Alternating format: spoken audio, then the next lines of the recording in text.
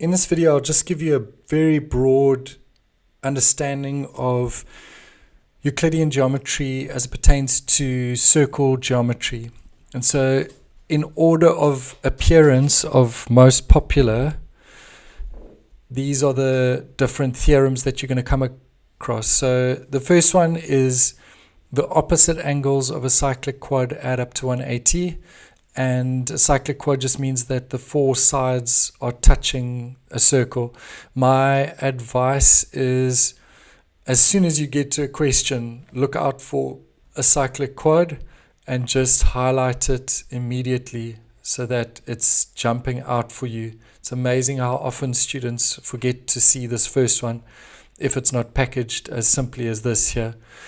The second one, which stems from that, is that the exterior angle is equal to the interior opposite. And so if here's an x, and this is 180 minus x from the first rule, if I just extended the line, you'd have sum of angles on a line.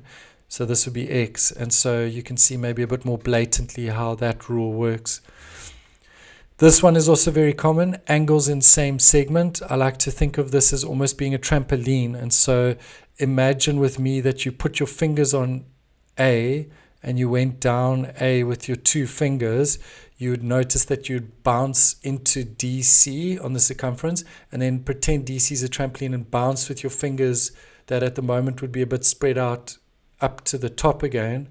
And if you get to circumference, that angle is the same as that angle.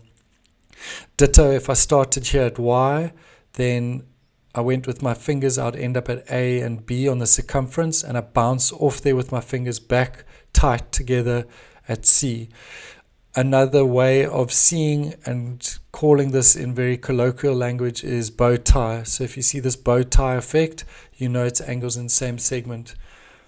Then if we've been told that something is the center of a circle, then the angle at the center is double the angle at the circumference. It's also got this trampoline effect. If I put my fingers on AD and I went to the center and then go back with your fingers to AD and go with your fingers from AD to the circumference, then that's how you see which angle is double the one at the circumference. The second last one for this video is if I've ever been given a diameter like EC, again I put my fingers on EC, and if I can go with my fingers that are on EC, which is the diameter, to the circumference, I will always get a 90 degree. And so we call this rule angles in semicircle.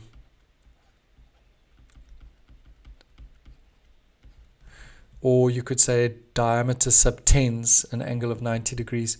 The last one, which works in a kind of vice versa sense, is if I had a line from the center, it doesn't have to be a radius, just a line from the center, if it bisected a chord, therefore this angle would be 90, or vice versa, if a line from the center is 90 degrees to a chord, therefore it bisects. And so this is really helpful, and I've just said here it's quite helpful as a habit to try and construct radii. You don't really want to construct too much in this section because it's already enough of a headache, but at least that's a common and a helpful construction that you can make. I hope you found that helpful just to the initial 6 popular circle geometry theorems, and then we'll get to some practical examples in the next few videos. If you found this helpful, please like this video, subscribe to our channel, and share this with your friends. Thanks.